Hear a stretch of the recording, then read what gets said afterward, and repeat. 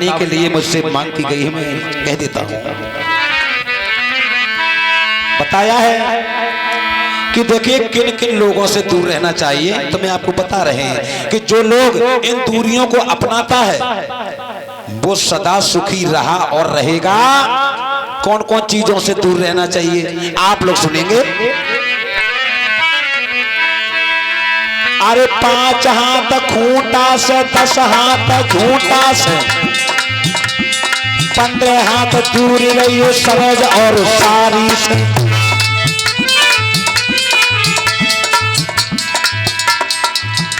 जो इन दूरियों को अपनाता है वो कभी दुखी नहीं रहा, सदा जीवन में सुख ही सुख है।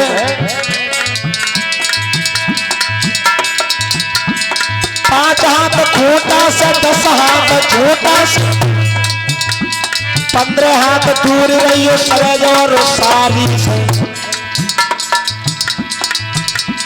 20 हाथ जुआरी से 25 हाथ शराबी से। अरे 30 हाथ दूर रहिए पलाई घर बारी से।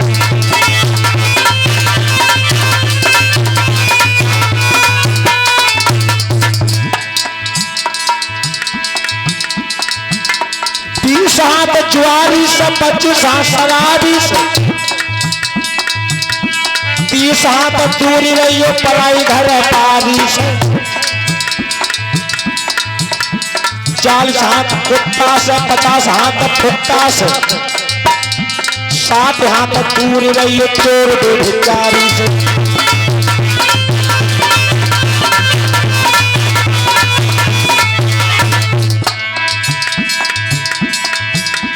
40 हाथ कुत्ता से 50 हाथ फुट्टा से। 60 हाथ दूर रहिए चोर बेभिचारी से। 70 हाथ राण से 80 हाथ साण से। 90 हाथ दूर रहिए पलक नागरिकारी से।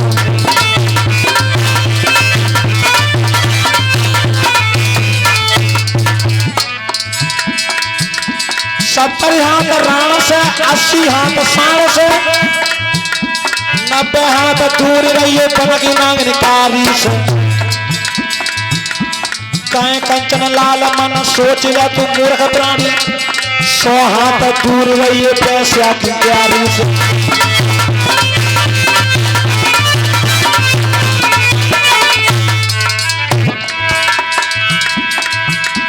काए कंचन लाल मन सोच ले तू मूर्ख प्राणी।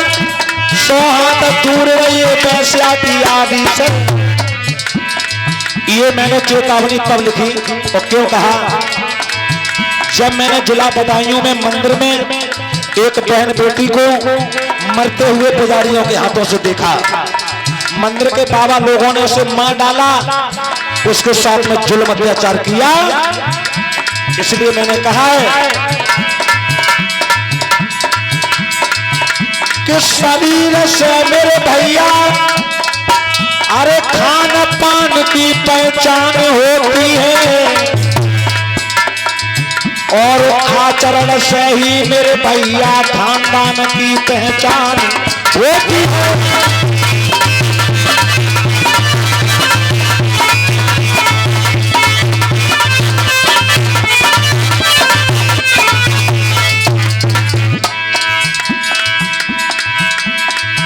भैया इस भारत में बौद्धों की जरूरत है। भारत में बौद्धों की इस समय जरूरत है।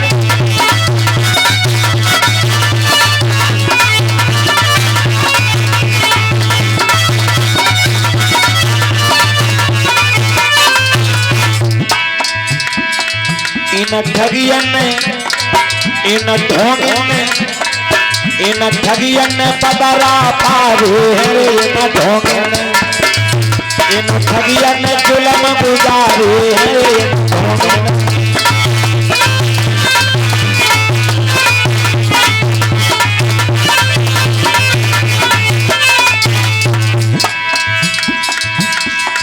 इन ठगियन ने जुल्म गुजारू है। इन ढोंगियों ने इन ढोंग न बदरा पारे हैं इन ढोंग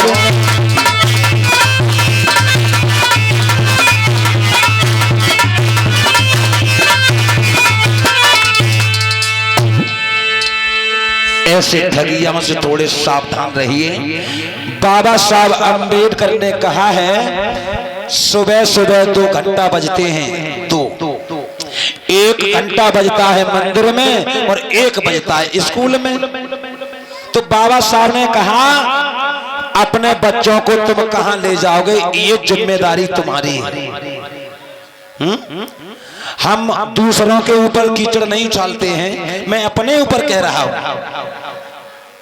कि मेरा एक भाई है, खानदानी भैया है, 5 साल प्रधान रहा और 5 साल प्रधानी रह करके उसने 5 साल में किया क्या, एक मंदिर बनवा दिया। एक मंदिर बनवाया तो पूरा घर पूजा पाठ करता रहा, लेकिन क्या हुआ, बच्चे पढ़ रहे थे तो पढ़ाई को भूल गए। और ये बल्लू बघेल भैया ये 20 रुपए दान कर रहे हैं।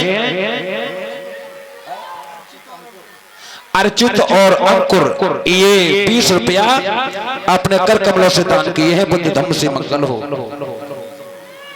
और ये हमारे भैया धर्मवीर सिंह बघेल ये अपने कर कमलों से 100 रुपए से मुझे सम्मानित करते हैं। और ये हमारे भैया प्रेम किशोर 20 रुपया अपने कर कमलों से दान दिए हैं, बुद्ध धम्म से जय मंगल हो, सदा सुखी रहें। तो पूरे बच्चे अच्छी पढ़ाई कर रहे थे, सब सुबह सुबह जाते हैं और सुबह घंटा बजाते हैं और आरती पूजा करते रहते हैं, पढ़ाई से वंचित हो गए। आपको भी पता होगा अधिकारी कहां बनता है, स्कूल में, ये सबको पता है। अधिकारी स्कूल में बनता है और पुजारी मंदिर में बनाते हैं। याद रखना, अपने बच्चों को पुजारी बनाना है या अधिकारी बनाना है, ये जिम्मेदारी तुम्हारी है। मैं अपने तरफ से स्पष्ट किसी बात को नहीं कहता, ये आप लोग भी जानते हैं कि अधिकारी बनेगा तो सुख मिलेगा या पुजारी बनेगा तब सुख मिलेगा। ये आप लोग निर्णय खुद कर सकते हैं। और बाबा साहब ने इसीलिए कहा है 2 घंटा की आवाज बजती है सुबह, कानों में 2 घंटे की आवाज आती है, लेकिन कौन से घंटे पर हम अपने बच्चों को भेजेंगे, मंदिर की तरफ या स्कूल की तरफ। अधिकारी स्कूलों में बनते हैं, डीएम, एसपी, कलेक्टर, प्रधानमंत्री, मुख्यमंत्री, प्रधान, ये स्कूल बनाता है, यूनिवर्सिटी बनाती है। अपने बच्चों के लिए ऊंचे से ऊंची शिक्षा देने का काम करें आप लोग। मैं प्रतिदिन आपसे शिक्षा की ओर ले जा रहा हूं कि आप लोग अपने बच्चों को शिक्षित करिए। माता सावित्रीबाई फूले जिन्होंने माता बहनों के लिए पढ़ने के लिए स्कूल खोला, बड़ा रोका गया लेकिन सावित्रीबाई ने पढ़ाना नहीं छोड़ा। तो आप लोग बेटाओं को पढ़ाइए और बेटियों को भी पढ़ाइए, क्योंकि बेटा एक घर का नाम रोशन करता है और बेटी 2 घर में जाकर नाम रोशन करती है, एक माँ बाप का और दूसरा ससुराल में जाकर। बेटी वो धन है जो 2-2 जगह जाकर के नाम रोशन करती है, लेकिन हम लोग बेटियों के साथ में दगाबाजी कर देते हैं। माँ बाप कह देते हैं कि बिटिया 8वीं क्लास पढ़ लो कि तुम्हें तो रोटी बनाए वे ससुराल में बस कुछ न कर दे। लला को दे दो दूध जारी मिलवा और लली मांग रही दूध का कह लली मठा फैल जाए तो मठा से खा लियो। तो बेटियों के साथ में ऐसा होता है, ऐसा नहीं होना चाहिए, क्योंकि बेटी वो धन है जो बेटा नहीं कर सकता वो बेटियां करती हैं। अजमा के देख लेना, 10 रुपया देना बिटिया को और 10,000 रुपया अपने बेटा को दे देना, और 1 महीने बाद मांगना बिटिया आपने 10 रुपया दिए थे तो दुपट्टा के खोट में से खोल के दे दिए, ले ये मेरे पास है। और लला से मांगी 1 महीना बाद तो जाकर 10,000 रुपया सेठ के कर्जा हो गए, 10,000 पूर्णा पर ही 10,000 कर्जा रहेगा। है? ये हैं बेटियां। तो इस तरह आप बेटी को और बेटों को बराबर पढ़ाइए और बेटियों को ऊंची शिक्षा दिला करके उन्हें उनकी मंजिल तक पहुंचाने का काम करें, क्योंकि बेटियां किसी से कम नहीं। तो आइए आगे का प्रसंग आप लोगों के बीच में आज बाबा साहब अम्बेडकर की कथा आप लोगों ने दिन में सुनी है। तो आज आप लोगों को हम पटाचारा के बारे में सुनाने जा रहे हैं। ये कथा आपने पिछली बार भी सुनी थी कि जो माता पिता की बात को बेटियां नहीं मानती हैं, उनके लिए ये बात है कि जरा से दिमाग को आउट हो जाने में मेरी बहन बेटियां गलत कदम उठा जाती हैं, लेकिन उन्हें जिंदगी भर फिर पछताना पड़ता है। जो माँ बाप की बात को नहीं मानती हैं वो सदा दुखी रही और रहेंगी। माँ बाप की बात का सदा पालन करना चाहिए। और ये कथा जो मैं सुनाने जा रहा हूं ये भगवान बुद्ध के इन सीलों में से है। ये सील हैं 1 2 3 4 5। लड़ाई हो जाती है तो लोग कह देते हैं जाके आंखें में सील ही ना है, तो यही सील है। ये जिसके अंदर सील है वो इंसान बड़ा नॉर्मल होता है। उसे कभी ना गुस्सा आती है और ना ही कभी ज्यादा किसी से बात करता है। हमें चाहे कोई कितनी भी गालियां दे जाए, हमें कोई फर्क नहीं पड़ती। बुद्ध ने कहा है जो तुम्हें गाली दे रहा है वो मूर्ख है, मूर्ख। और तुमने बदले में गाली दी तो वो मूर्ख और तुम महामूर्ख।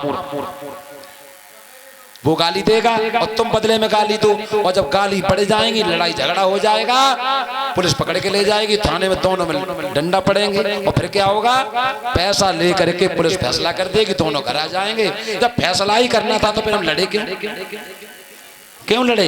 क्योंकि बुद्ध की बात नहीं मानी तो लड़ गए, और लड़ गए तो सिवा नुकसान का कोई फायदा होने वाला है नहीं।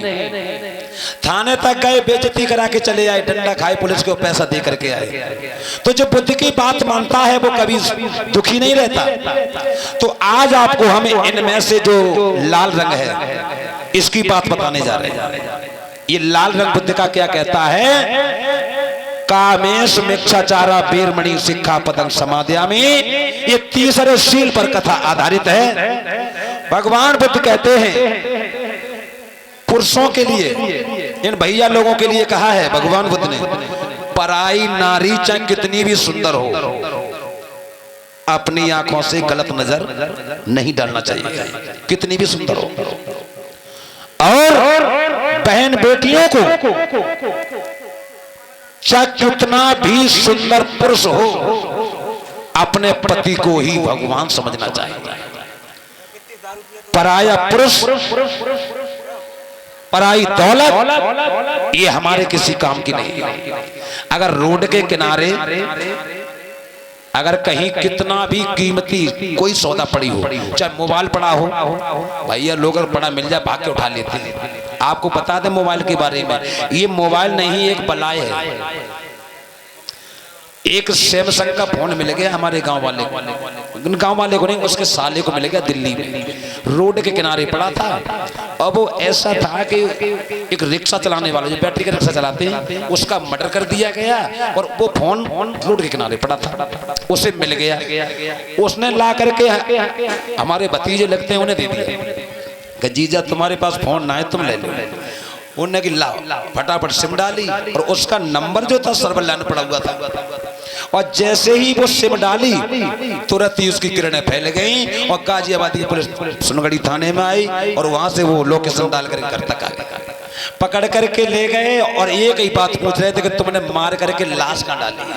वो बेचारे को सपने में नहीं मालूम है, बस सपने उन्हें मालूम। पकड़ के ले गए थाने में, जाके अपनी गाड़ी छोड़ी और गाजियाबादी गाड़ी में बैठा के, और गाजियाबाद में इतनी मार पड़ी कि बैठन तक को दुखी ले गए।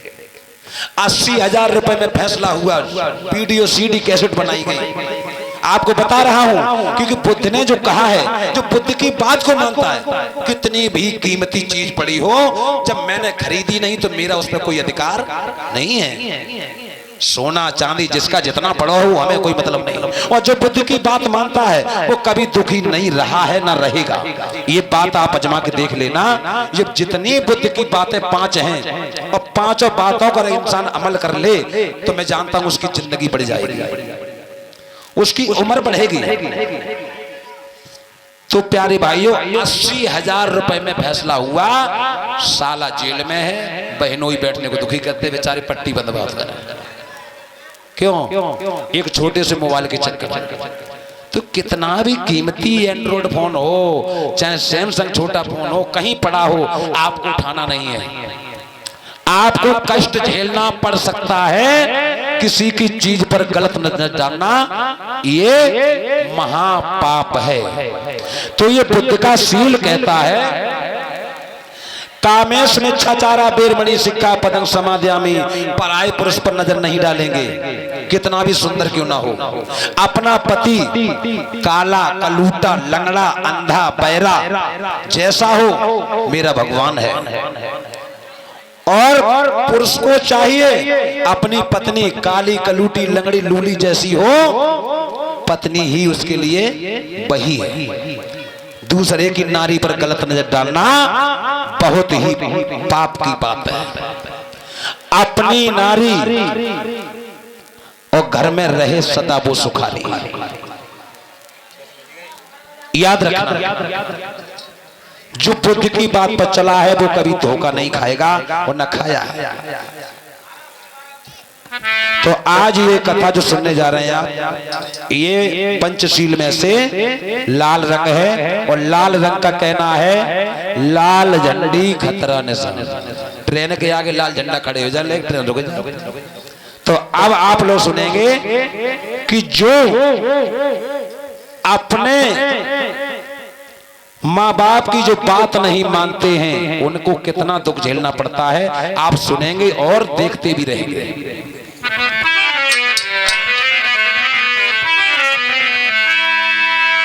ये पावन कथा जो आप लोग सुनने जा रहे हैं, ये श्रावस्ती नगर की है, राजा प्रसेनजित की राजधानी में। और आपको बता दें कि भगवान बुद्ध ने अपनी 80 वर्ष की उम्र में 45 वर्षावास बिताए थे और 25 वर्षावास बुद्ध ने श्रावस्ती में बिताए हैं, राजा प्रसेनजित की राजधानी में। ये वही की कथा है। उसी श्रावस्ती नगर में एक बहुत माना हुआ सेठ रहता था।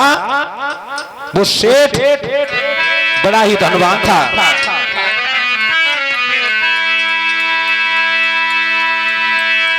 श्रावस्ती एक नगर बनो है सुगल कहीं ना जाई, जहाँ के सेठ सलोचन भूपर के सुनियो यार जी हमारी।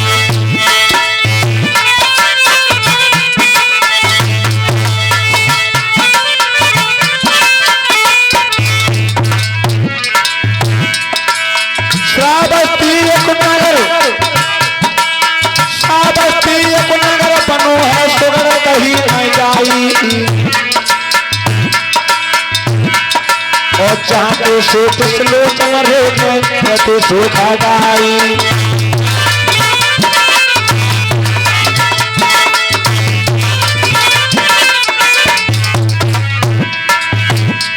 ये प्रजापुत्र समान, प्रजापुत्र समान गरीब दान देते हैं भाई, प्रजा में नहीं कोई करी रे सेठ की बदनामी, प्रजा में नहीं कोई करी रे सेठ की बदनामी।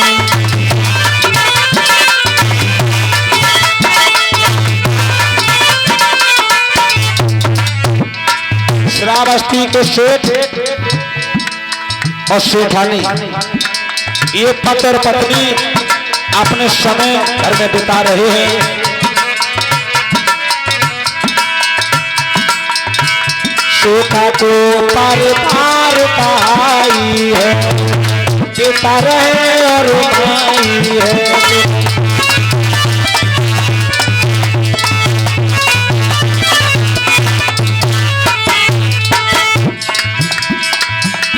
श्रावस्ती के सेठ और सेठानी।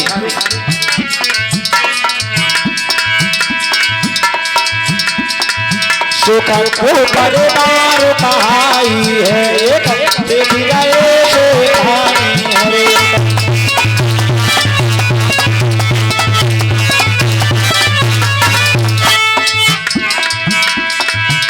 के भैया धीरे धीरे आज समय अंगना में बीतो है, भैया धीरे धीरे आज समय अंगना में बीतो है।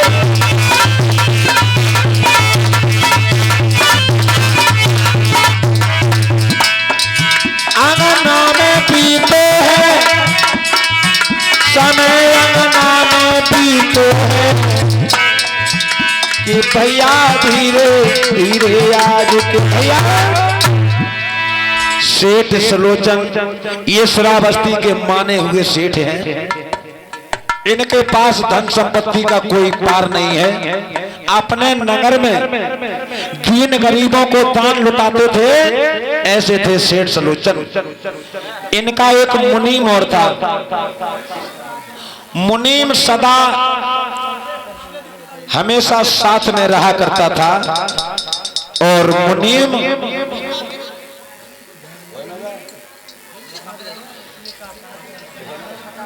मुनीम जो था सदा सेठ सुलोचन के यहाँ हमेशा सेठ के साथ में रहता था। और मुनीम से सेठ सुलोचन कहने लगे, मुनीम कहां ध्यान है तेरा? तुझे पता है जो हमारे इतने कारोबार चल रहे हैं, तूने कभी हिसाब सुनाया? चीनी वाले मिल में कितने रुपए का घाटा हुआ, कितने का फायदा हुआ, तूने हमें बताया?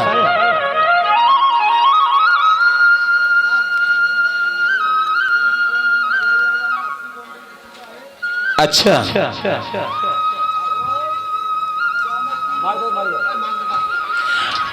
कितना घाटा हुआ, कितनी नफा हुई वो बता हमें। हेलो हेलो हेलो हेलो, घटी नफा फायदा कुछ हुआ या घटी घटी लग रही है? हेलो,